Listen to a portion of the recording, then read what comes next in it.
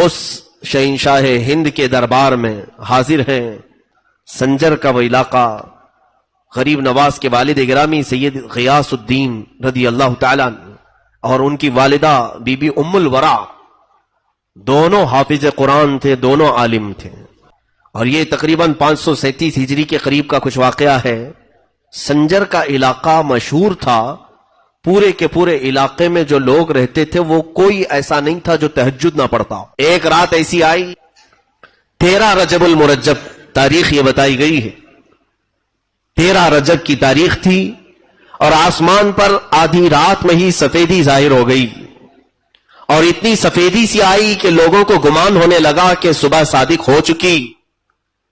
صبح کی سفیدی جیسے نمودار ہوتی ہے، آدھی رات میں ہی سفیدی ظاہر ہوئی تو جس کی آنکھ کھلی وہ بے ساختہ دوڑتا ہوا باہر آیا کہ ہائے میری تہجد قضا ہو گئی.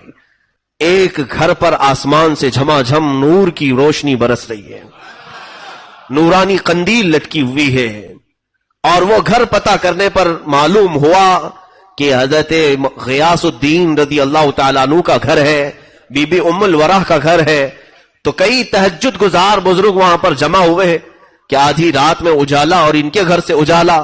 ابھی یہ سب کشمکش میں تھے کہ غیاث الدین کا دروازہ کھلا، ایک دایا باہر آئی اور معین الدین کی ولادت کی خوشخبری سنائے. حسن چشتی رضی اللہ تعالیٰ عنہ غریب نواز کی ولادت کی تاریخ میں لکھا گیا ہے آدھی رات میں پورا سنجر روشن تھا، لیکن پتہ کرنے پر، جانکاری حاصل کرنے پر یہ معلوم ہوا کہ یہ نہ صبح ہوئی ہے نہ سفیدی ہوئی ہے، بلکہ یہ کوئی اور صبح معین الدین لے کر کے آیا ہے. کفر کے ظلمات میں، شرک کے اندھیریوں میں معین الدین نام کا ایک چہرہ ایسی سفیدی لایا ہے کہ یہ سفیدی اب وہاں سے نکلی تو ہندوستان میں آئی. اور ہندوستان میں بھی جب وہ آئے تھے یقیناً یہاں بھی بہت اندھیرا چھایا ہوا تھا، کفر کا اندھیرا، شرک کا اندھیرا، جادو کا اندھیرا، بدعات کا اندھیرا، خرافات کا اندھیرا. لیکن جیسے ہی یہ چاند طلوع ہوا انہی اندھیریوں میں خوب 90 لاکھ کو روشن بھی کر گیا. عزیزان گرامی، معین الدین حسن چشتی رضی اللہ تعالیٰ عنہ کی ولادت باسعادت کے بعد ان کے والد ان کی اہلیہ سے، اپنی اہلیہ سے کہتے ہیں، ام الورا سے، بچے کا نام کیا رکھنا چاہیے؟